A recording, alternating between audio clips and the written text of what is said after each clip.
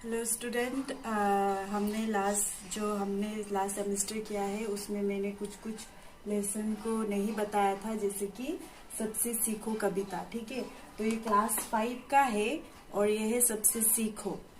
तो आज मैं आप लोगों को ये पूरा ये कविता का मीनिंग बताऊंगी कि इस कविता में तो लेखक क्या कहना चाहता है। तो इस कविता का नाम है सबसे सीखो। ठीक है, और इस कविता के कवि का नाम है मायाराम पतंग।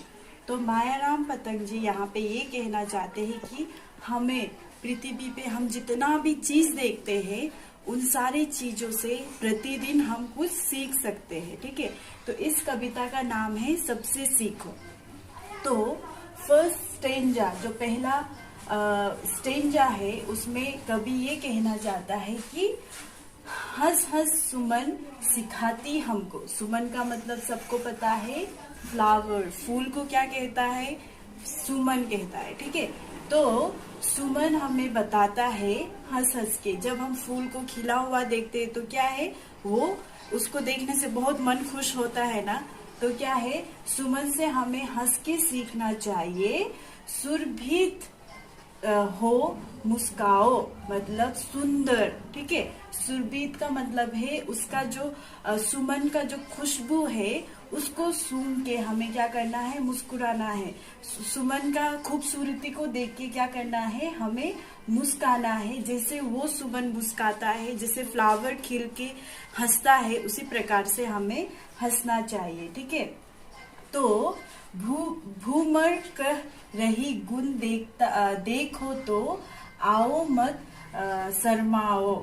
तो यहाँ पे ये बोल रहा है कि जितना भी हम पृथ्वी पे जितना भी कुछ देखते हैं तो उसका हर एक गुण को हमें गाना है, उसका हर एक गुण को लेना है और हमें हर चीजों से सीखने के लिए कभी नहीं शर्माना है। तो इस पंक्तियां में कवि यही कह रहा है कि हमें फूलों से हंसना सीखना है और पृथ्वी में जितना भी चीज है उससे हमें सीखना है, ना कि हमें शर्माना है।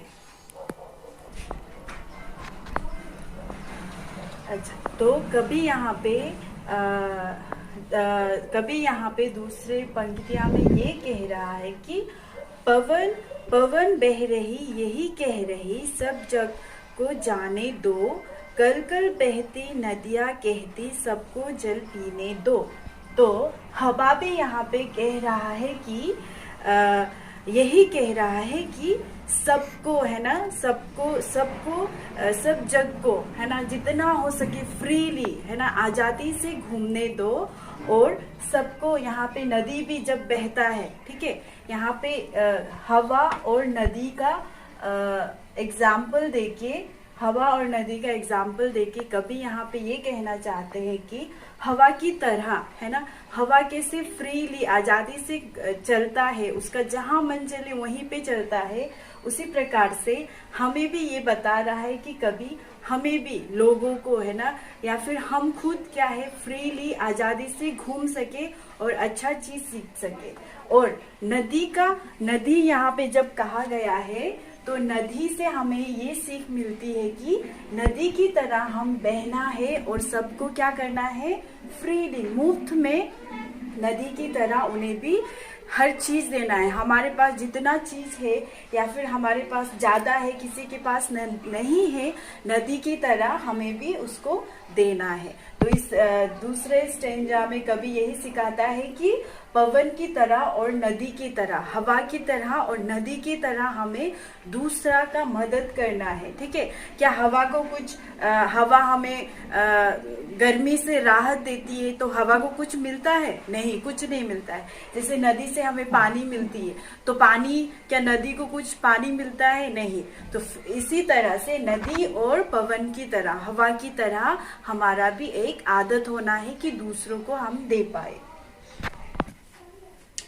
अब है, हमने फर्स्ट स्टेंजन में सीखा, सेकंड में भी सीखा। अब हम देखेंगे 3 नंबर में कवि यहाँ क्या कह रहे हैं कि दिन भर की किरणें धरती को अंधेरा हर लेती,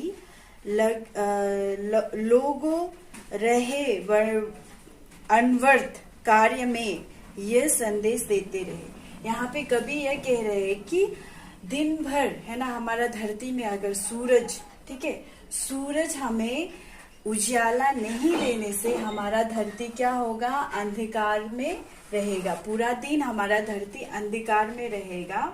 और लगातार क्या कर रहा है, यहाँ पे सूरज लगातार धरती को क्या कर रहा है, अंधकार से बचा रहा है। तो कवि ने यहाँ पे सूरज का एग्जाम्पल दिया हुआ है, सन का एग्जाम्पल दिया हुआ है, ताकि हम भी एक सूरज की तरह बने और लगातार धरतियों पे रोशनी दे। इसका मतलब ये है कि कवि यहाँ पे ये कहना चाहते हैं कि हमें एक है ना बुराई चीज में, खराबी में क्या है, हमें रोशनी की तरह काम करना है ताकि उसको हम अंधकार से बचा सके। तो तीसरा यहाँ पे कवि ये कह रहा है, तीसरा स्टेंजा में ये कह रहा है कि धरती माता सब जीवों को सुख से भर उड़ाती, पर अपने एहसास कभी औरों पर नहीं जताती। देखो, धरती माता जो है, हम बोलते हैं कि धरती हमारा माँ है, ठीक है, तो अर्थ जो है या फिर पृथ्वी जो है अपना सारा है ना सुख, अपना सारा सब कुछ हमें दिया है, लेकिन धरती को भी कभी कभी बहुत ही है ना, अभी देखना आप ग्लोबलाइजेशन देखते हैं है ना, उसकी वजह से बहुत कुछ सहना पड़ता है, इंडस्ट्री है, फैक्ट्रीज है, बहुत कुछ उसे सहना पड़ता है। बट वो धरती माँ क्या करती है कि वो सारा दुख ले लेती है और वो हमें सुख देता है। उसी प्रकार से हमें भी जितना हो सके हमें दूसरों को क्या करना है, दूसरों को मदद करना है, हेल्प करना है। यहाँ पे इस स्टेंजा से हमें पता चलता है कि दूसरों को हमें हेल्प करना है और दूसरों को सुख देना है, और अपना अंदर जितना भी बात हो, जितना भी कुछ डिफिकल्टीज हो, हमें दूसरों को नहीं जताना है, अपने पास रखना है। तो यहाँ पे कभी और यहाँ ये बात बता रही है कि काले काले बादल नभ से रिमझिम जल बरसाता, सदा दूसरे का सेवा कर खुश रहना सिखाता। तो बादल क्या करता है, हमें जैसे कि बारिश हो गया तो हमें क्या करता है, अच्छा रिमझिम पानी देके हमें क्या करता है, खुशी देता है। जब बहुत गर्मी हो जाता है हम दुआ करते हैं कि बारिश हो, ठीक है, तो बारिश होने से लोग बहुत खुश हो जाते हैं। उसी प्रकार से यहाँ पे इस स्टेंजा पे कवि सिखा रहा है कि हमें बादल की तरह, आसमान की तरह होना है कि हम दूसरों को बारिश दे सके, जिससे वो पी के खुश हो सके। और तीसरे स्टेंजा पे और यहाँ नीचे बता रहा है कि एक पेड़ कैसे विनम्र होके, ठीक है, विनय होके, मतलब एक वृक्ष जो पेड़ पे हम जब पेड़ पे हम जब फल देखते हैं उसे हम तोड़ के खाते हैं, है ना, तो उसी प्रकार से हमारा अंदर भी ऐसे गुण होना चाहिए जिससे लोग लेके उस गुण को लेके क्या करे, वो कुछ सीख पाए, है ना, फ्रूटफुल होना है ताकि वो लोग हमसे सीख पाए। और क्या है, पतझड़ में भी हमें कोई डरने का मन नहीं, स्प्रिंग सीजन में भी हमें कोई डरने का वो नहीं, घबराने का कोई बात नहीं है, क्योंकि हर एक सीजन में, हर एक समय में पृथ्वी जो क्या है, धरती जो हमें क्या है, सिखाता है कि हम रह सकते हैं। जीवन में कभी स्प्रिंग आएगा, ऑटम, हर चीज आएगा, ठीक है, तो उसमें हमें नहीं डरने के लिए यहाँ कवि बता रही है। तो इस कविता से यही कवि सिखाना चाहता है कि हर एक चीजों से, हम बादलों से सीख सकते हैं, गगन है ना, नदियों से सीख सकते हैं, वायु से सीख सकते हैं, पत्थर से सीखते हैं, हर चीजों से हमें कवि यहाँ पे सिखा रहे हैं कि हम, मायाराम पतंग जो है वो कवि है इस कविता का, तो वो हमें सिखा रहे हैं कि हम हर एक चीज़ों से सीखते हैं।